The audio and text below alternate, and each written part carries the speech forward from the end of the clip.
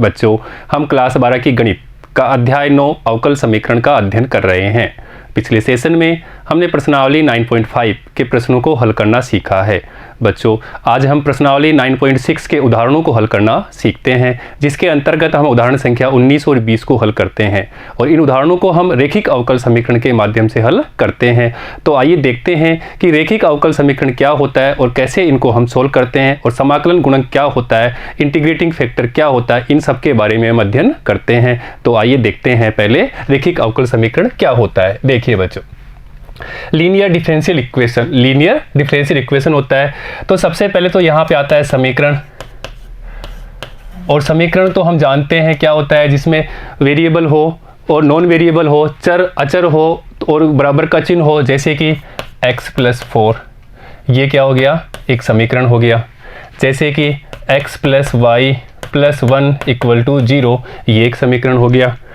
तो बच्चों, ये तो समीकरण कहलाते हैं। कौन से वाले? रेखिक समीकरण। और कौन से वाले? रेखिक समीकरण।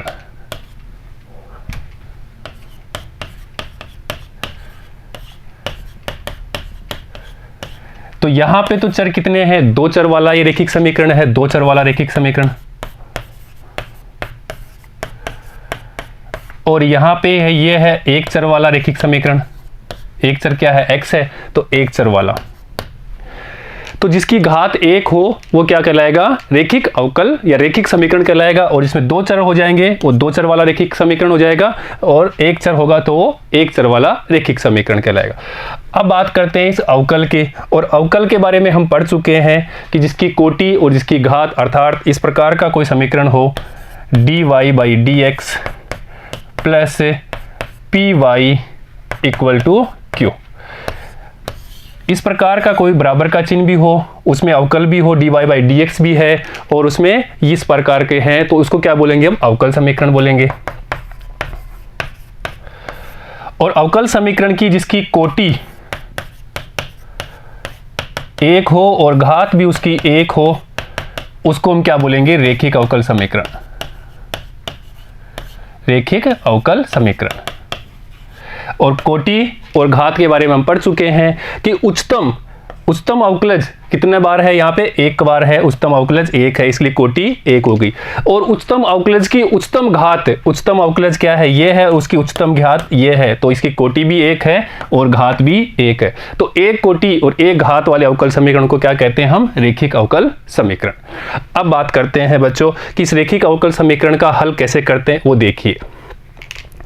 देखो बच्चों, अपने पास बात करते हैं, इस प्रकार का हो dy/dx प्लस py = q, या दूसरा प्रकार का अवकल समीकरण हो dx/dy, यहाँ पे x के सापेक्ष और ये y आश्रित चर हो गया। ऐसे यहाँ पे y के सापेक्ष हो रहा है तो x आश्रित चर हो गया। यहाँ पे y क्या था? आश्रित चर था, यहाँ पे x आश्रित चर है, प्लस p1x = q1। तो ये दोनों प्रथम कोटि और प्रथम घात का अवकल समीकरण है, अर्थात रेखिक अवकल समीकरण है।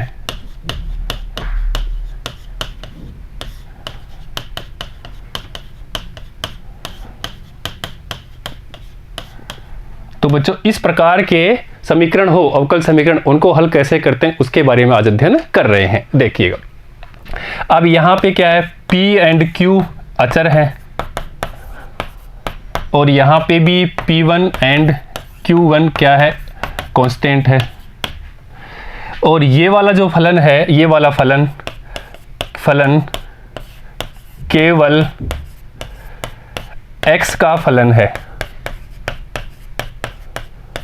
और यहाँ पे केवल y का फलन होगा। ये वाला कौन सा होगा? केवल y का फलन होगा, और ये x का फलन होगा। अब देखिएगा बच्चों, इनके एग्जाम्पल देखिएगा। dy/dx plus y = sin x, और इसका अगर एग्जाम्पल की बात करें तो dx/dy plus x = sin y। तो यहाँ पे साइन, ये y का फलन हो गया, और यहाँ पे ये x का फलन हो गया। ठीक है बच्चों, और देखिए, अगर अपने पास में dy/dx is plus y upon x is equal to e की पावर एक्स है।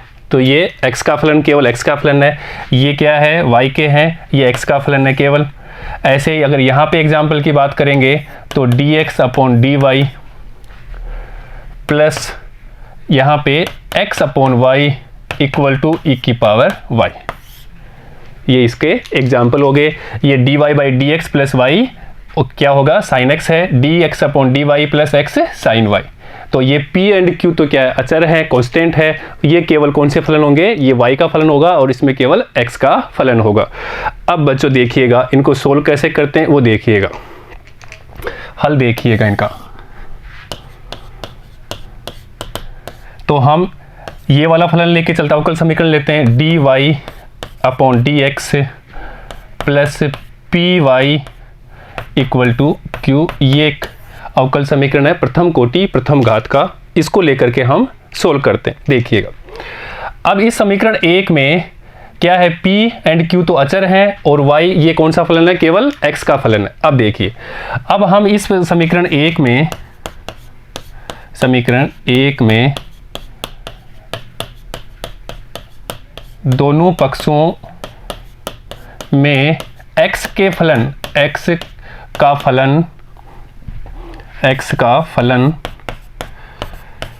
gx से गुणा करते हैं।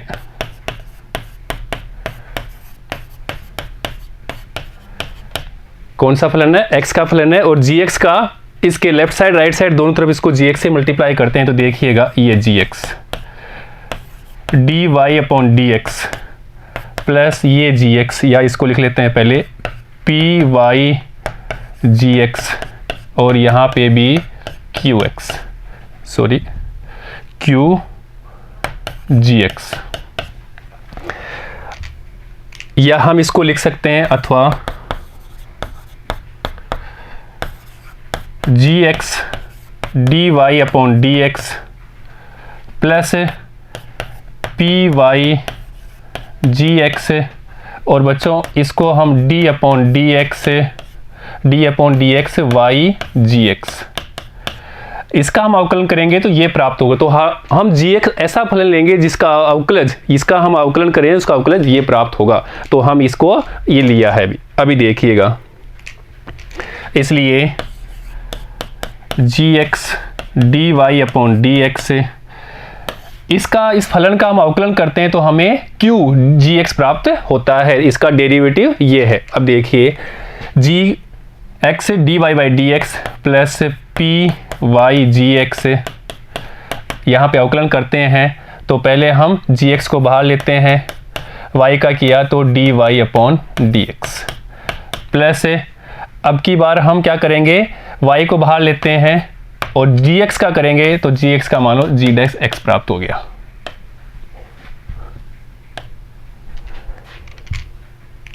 देखिएगा बच्चों ये दोनों सेम है, कैंसिल हो गया, तो py gx equal to y g dash x, ये y से भी y कैंसिल, तो p gx equal to g dash x, और यहाँ से p का मान हमें g dash x upon gx प्राप्त हो गया। इसको हम समीकरण 2 दे देते हैं और समीकरण 2 का x के सापेक्ष दोनों तरफ समाकलन करने पर, समाकलन से दोनों पक्षों में, तो यहाँ पे भी किया ये p dx is equal to यहाँ पे भी g dash x upon gx ये dx, gx को t माना और उसका डेरिवेटिव ऊपर है तो gx को t माना तो g डैश x dx बराबर dt, अर्थात 1 अपॉन टी, और 1 अपॉन टी का log t होता है। तो देखिएगा इसको तो ऐसे लिख लेते हैं p dx इक्वल टू इसका समाकलन log मोड gx, ये हमें प्राप्त हो गया बच्चों। ठीक है, ये इसका समाकलन प्राप्त कर लिया। अभी p का मान निकालना है, हमें g का मान निकालना है। तो देखिएगा g का मान निकालेंगे तो gx इक्वल टू e की पावर समाकलन p dx, ये हमें gx का मान प्राप्त हो गया और इसी को हम बोलते हैं समाकलन गुणक, समाकलन गुणक, जिसको बोलते हैं इंटीग्रेटिंग फैक्टर। इसी को क्या बोलते हैं? Integrating factor. तो देखिएगा बच्चों, ये हमारे पास में इंटीग्रेटिंग फैक्टर प्राप्त होगा IF या GA is equal to e की पावर समाकलन P dx। इंपॉर्टेंट है बच्चों, ये कंपटीशन एग्जाम में डायरेक्ट ही प्रथम कोटि प्रथम घाट का अवकलन समीकरण दे करके हमें पूछता है इसका इंटीग्रेटिंग फैक्टर क्या है। तो ई की पावर समाकलन P dx ये इसका इंटीग्रेटिंग फैक्टर हो गया। अब देखिए बच्चों, ये gx का मान हम वापस समीकरण 1 में रख देते हैं।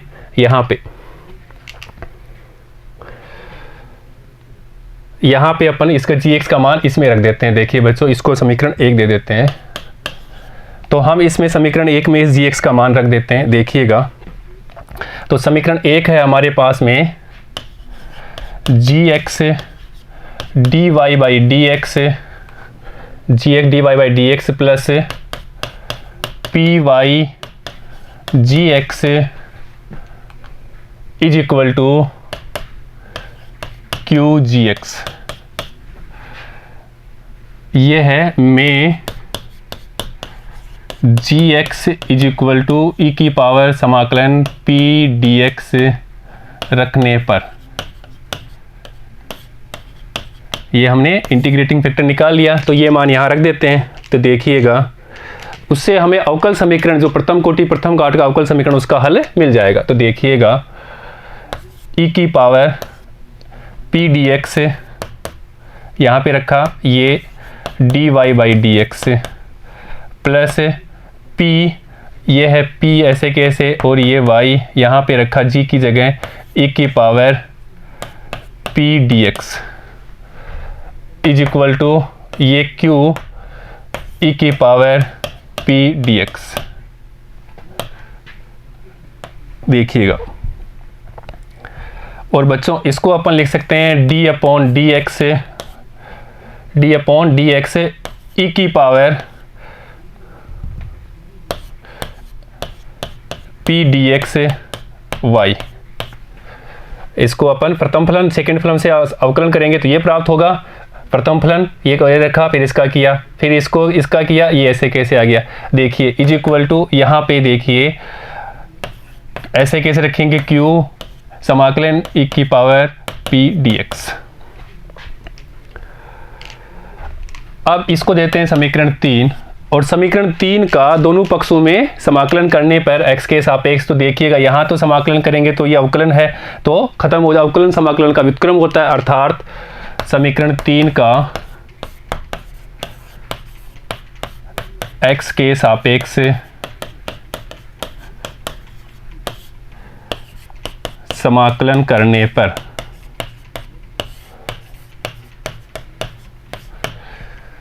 तो देखिएगा बच्चों, लेफ्ट साइड में तो ये हट जाएगा, तो हमारे पास यहाँ पे तो y e समाकलन P dx बचेगा, और यहाँ पे ये समाकलन q P dx का समाकलन है ये dx प्लस ये कांस्टेंट बच्चों। और यही इस समीकरण प्रथम कोटि प्रथम घात जो रेखिक समीकरण है उसका हल है। रेखिक अवकल समीकरण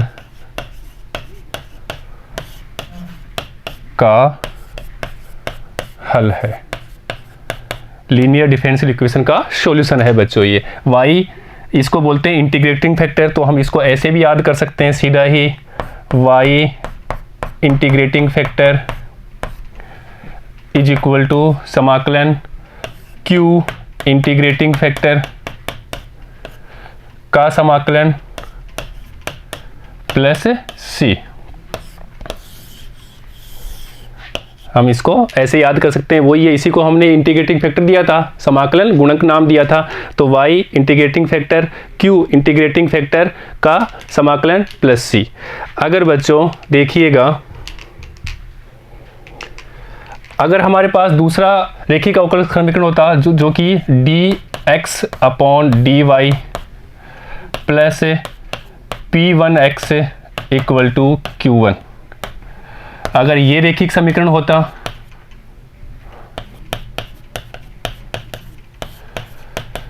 रेखिक समीकरण जो कि केवल y का फलन है, तो इसका सॉल्यूशन, इसका हल बच्चों, इसका हल देखिएगा, इसका जो हल प्राप्त होगा वो होगा x integrating factor is equal to समाकलन q e की power p dy plus constant, या इसको अपन लिख सकते हैं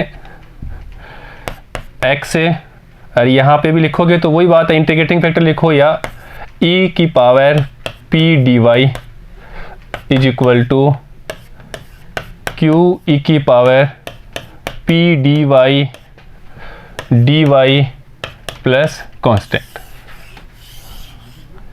तो अगर dx upon dy plus P1x equal to Q इस रूप में हो तो हमें इसका हल ये प्राप्त होगा, और इंटीग्रेटिंग फैक्टर निकालना हो इसका, integrating factor equal to e p dy। ठीक है बच्चों, इंपॉर्टेंट है ये चीज़ें। यहाँ सीधा इस प्रकार का देख करके सीधा ये पूछ लेता है, तो यहाँ बच्चे एक 4 ऑप्शन दिया होगा, e की पावर p dx भी दिया होगा। अगर यहाँ पे dx अपॉन dy है तो इसका इंटीग्रेटिंग फैक्टर e की पावर समाकलन p dy आएगा, क्योंकि ये फलन किसका है, y का फलन है। ठीक है बच्चों, अब हम देखते हैं, इनको उदाहरणों से समझते हैं। तो आइए देखते हैं इनके उदाहरण। देखिएगा बच्चों, तो हम उदाहरण को हल करते हैं। उदाहरण संख्या 19 देखिए, अवकल समीकरण हमें दिया हुआ है dy by dx minus y equal to cos x। तो बच्चों पहले इसके स्टेप देखो बच्चों, कैसे कैसे इसके स्टेप्स है, चरण है, वो देखिएगा। तो पहले तो हमें सबसे पहले तो इसकी तुलना करनी है। तुलना किससे करनी है, देखो dy upon dx plus py equal to q से, इस रूप से तुलना करनी है। उसके बाद में नंबर 2 पे हमें इंटीग्रेटिंग फैक्टर निकालना है, और इंटीग्रेटिंग फैक्टर होगा e p dx, वो मान निकालना है।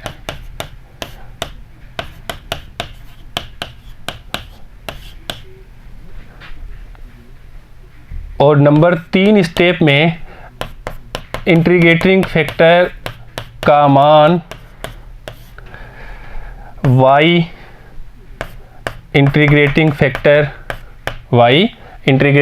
फैक्टर इक्वल टू समाकलन q p dx dx plus c में रखने पर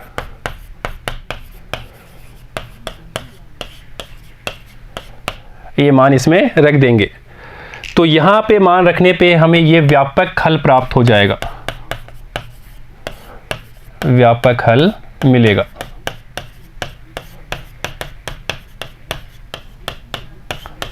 ये कौन सा हल हो जाएगा, व्यापक हल। व्यापक हल में स्वेच्छ अचर होता है।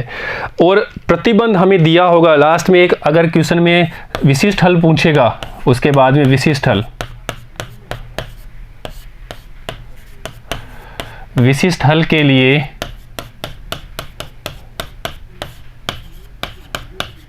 हमें x व y के मान दिए हुए मिलेंगे, और x और y के मान हम निकाल करके c का स्वेच्छ अचर का मान निकाल लेंगे। स्वेच्छ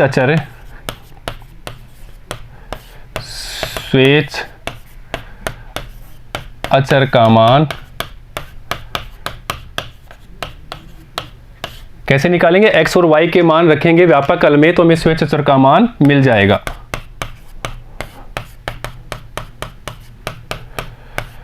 और उस स्वेच्छ अचर के मान को हम व्यापक हल में रख देते हैं।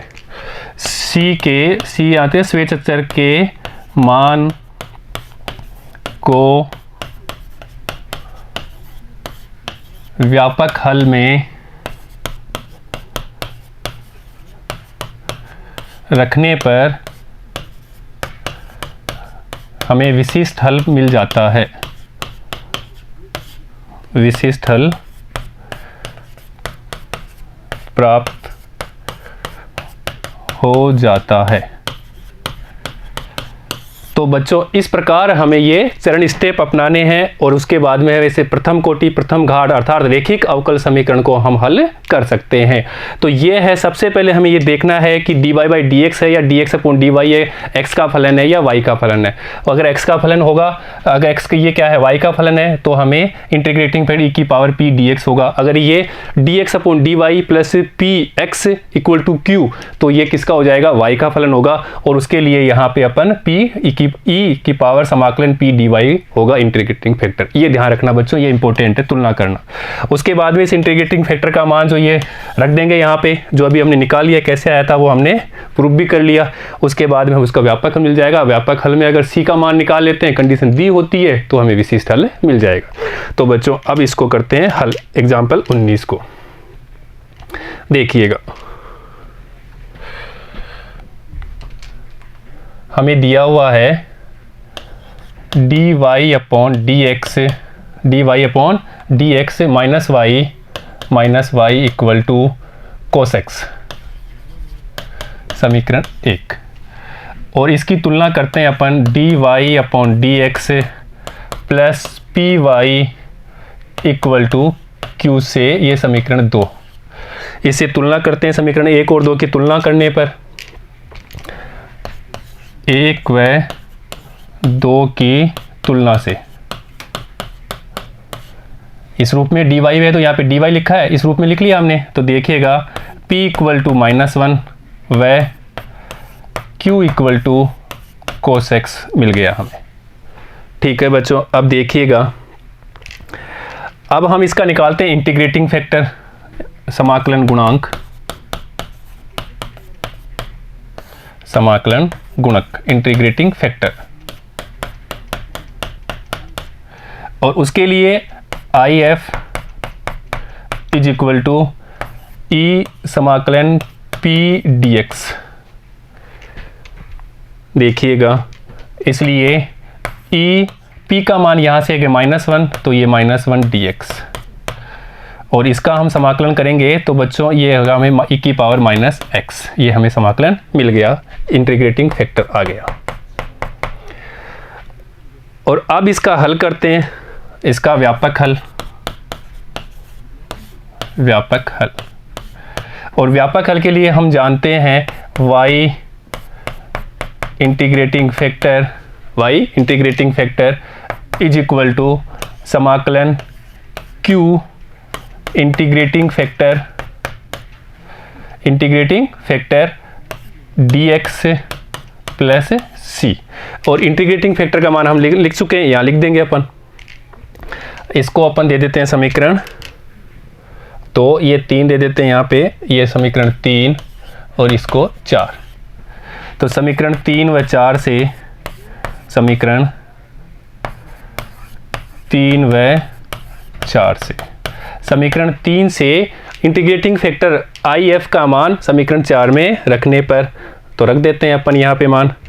इसलिए y यहाँ पे रखा e की power -x is equal to समाकलन, अब qx, वो देखिए बच्चों q क्या है हमारे पास, q है cos x, तो यहाँ पे रख देते हैं cos x। इंटीग्रेटिंग फैक्टर इसी जगह रखेंगे e की पावर -x, और ये बच्चों dx, ये c को बाद में लगा सकते हैं। तो देखिएगा y e की power -x is equal to, यहाँ से इसको अपन लिख सकते हैं cos x और e की power -x dx, -x dx। ठीक है बच्चों, ये c लगा लो और इसको हम i ले लेते हैं। और ऐसे हम सब ऐसे क्वेश्चन को प्रश्नावली 7 समाकलन में कर चुके हैं। तो देखिएगा, इसको मान लेते हैं i बराबर cos x e की पावर -x dx, ये हमने माना। और इसके समाकलन के लिए प्रथम फलन और सेकंड फलन आइलेट के उपयोग से बाई पार्ट्स मेथड खंड से विधि से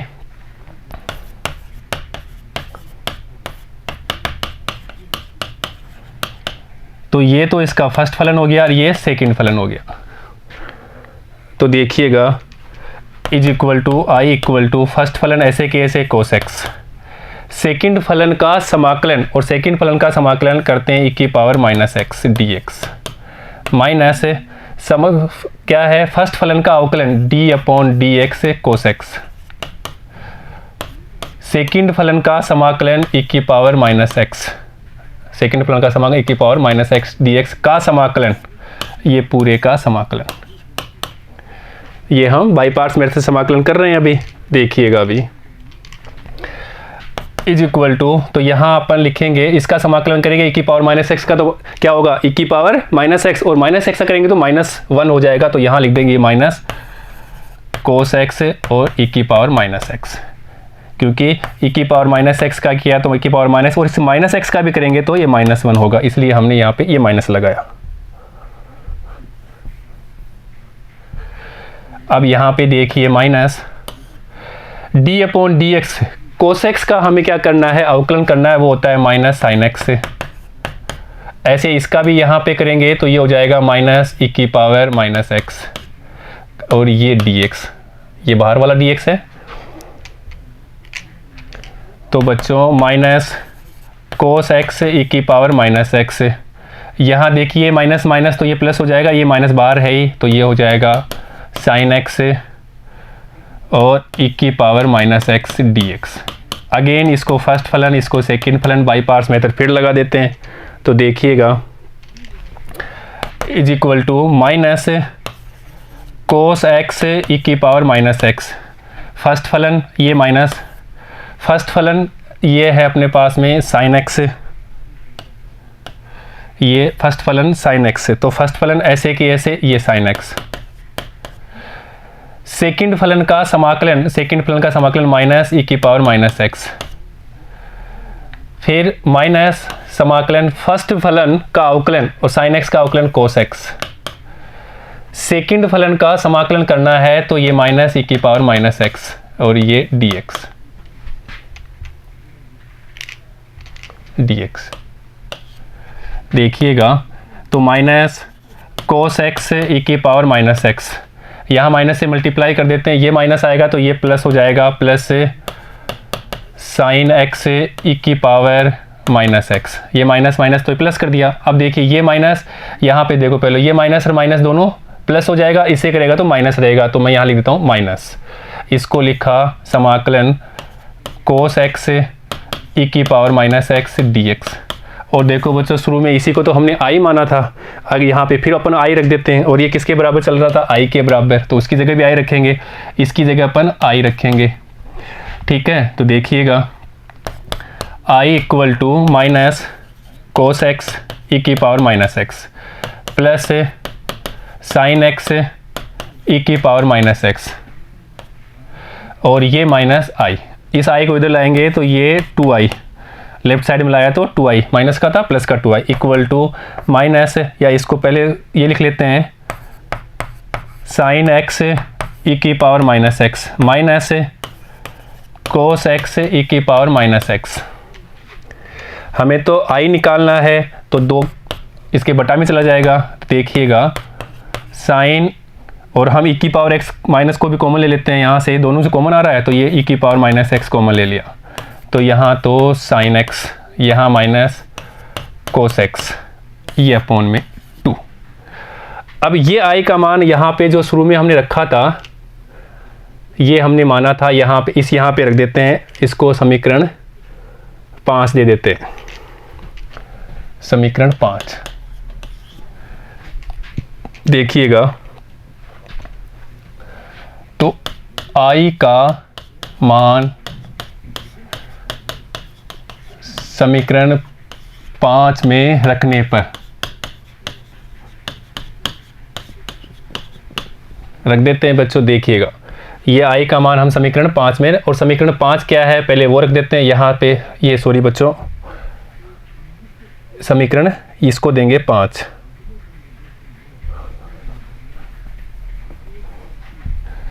यहाँ पे रखना है। और समीकरण यही तो हल है उसका। और समीकरण 5 क्या है उसको देखिएगा अभी, y e की पावर माइनस एक्स इज इक्वल टू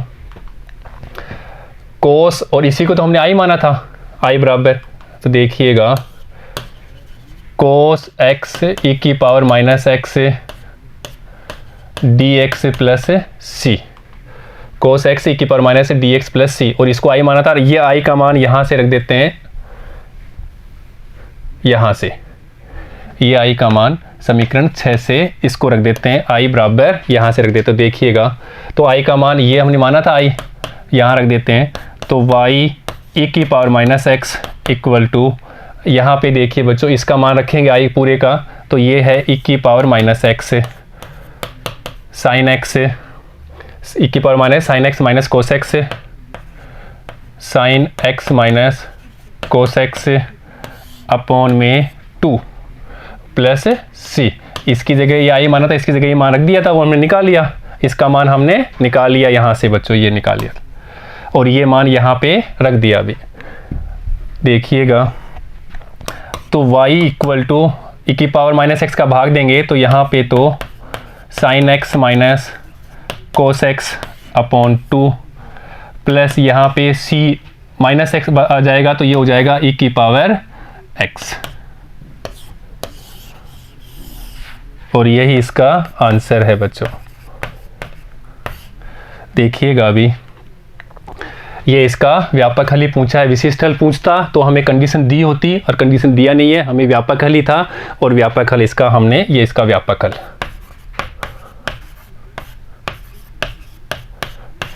ठीक है बच्चों, तो इस प्रकार हम रेखिक अवकल समीकरण को हल करेंगे। तो पहले तुलना करना है, फिर इंटीग्रेटिंग फैक्टर निकालना है, फिर इंटीग्रेटिंग फैक्टर का मान उसे हल में रखना है, और ये हमें प्राप्त हो जाएगा। ठीक है बच्चों, नेक्स्ट देखते हैं उदाहरण संख्या 20।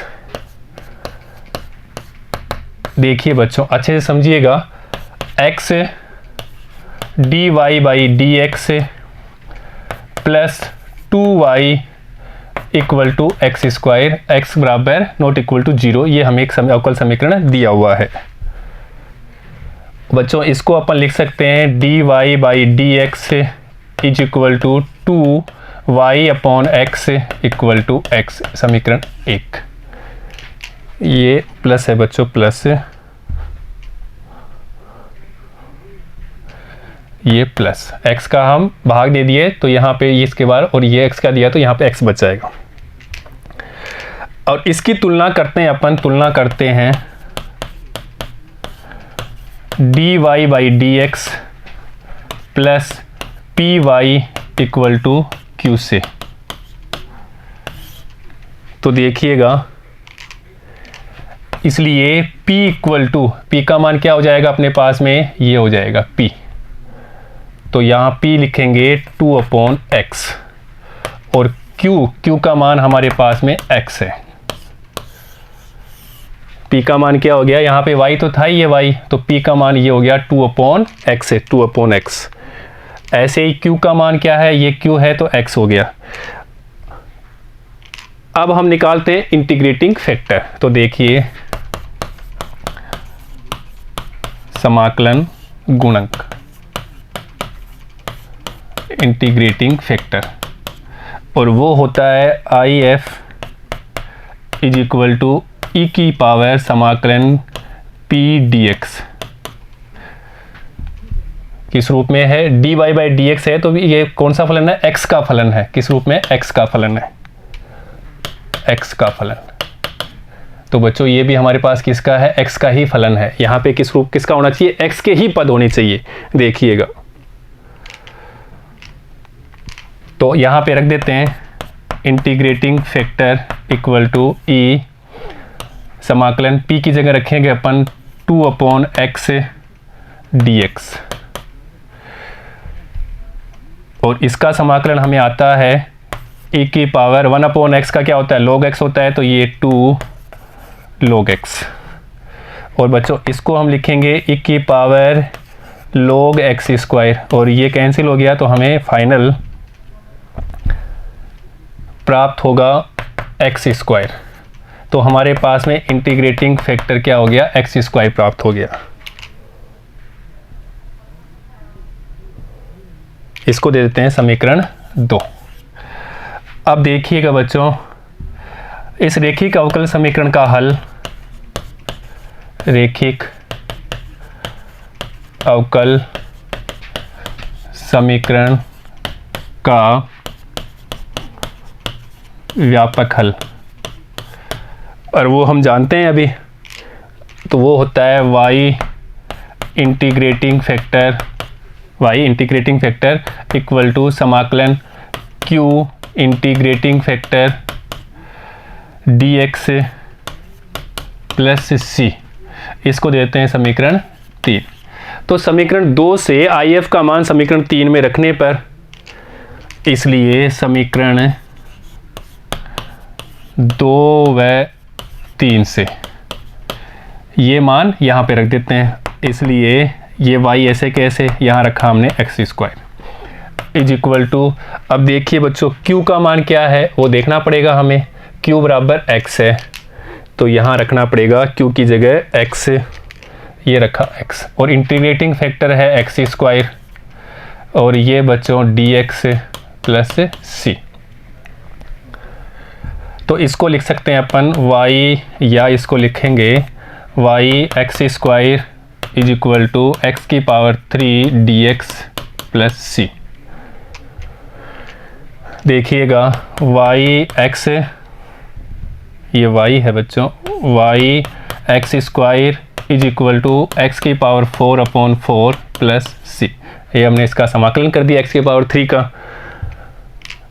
अब देखिए y का मान निकालना हो तो y इक्वल टू x की पावर 2 ये बटा में हो गया तो x की पावर 2 हो जाएगा, x की पावर 2/4 प्लस यहाँ से अपन लिखेंगे c x की पावर -2, और यही इसका व्यापक हल है, व्यापक हल है और हमारा उत्तर है। ठीक है बच्चों, तो इम्पोर्टेंट बात क्या है? इम्पोर्टेंट बात हमारे लिए स्टेप्स हैं, चरण है। सबसे पहले हमें ये पता करना है कि dy/dx plus py equal to q ये वाला है, या दूसरा समीकरण कौन सा है dx/dy plus p1x equal to q1। यहाँ पे ये x का फलन है, केवल x के फलन, और ये केवल y का फलन। ठीक है बच्चों, और इसका इंटीग्रेटिंग फैक्टर हमें निकाला था, integrating factor is equal to e p dx, और यहाँ पे निकाला था integrating factor equal to e p dy। अंतर समझिए बच्चों एक बार। अब देखिए इसका जो हल होता है वो होता है y e p dx, समाकलन का चिन्ह है बच्चों ये,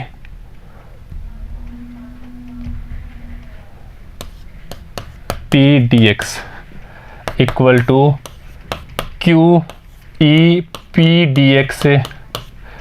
dx प्लस c। यहाँ पे देखिएगा x e p dy, अंतर समझिए बच्चों, is equal to q e p dy, और यहाँ पे अपने पास में dy प्लस c।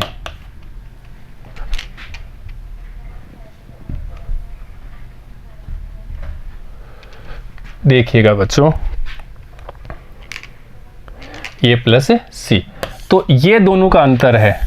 अगर इस रूप में हो dy/dx प्लस py, यहाँ पे केवल x का फलन हो, यहाँ पे केवल y का फलन हो, तो बच्चों इसका इंटीग्रेटिंग फैक्टर होगा e p dx, इसका इंटीग्रेटिंग होगा e p dy।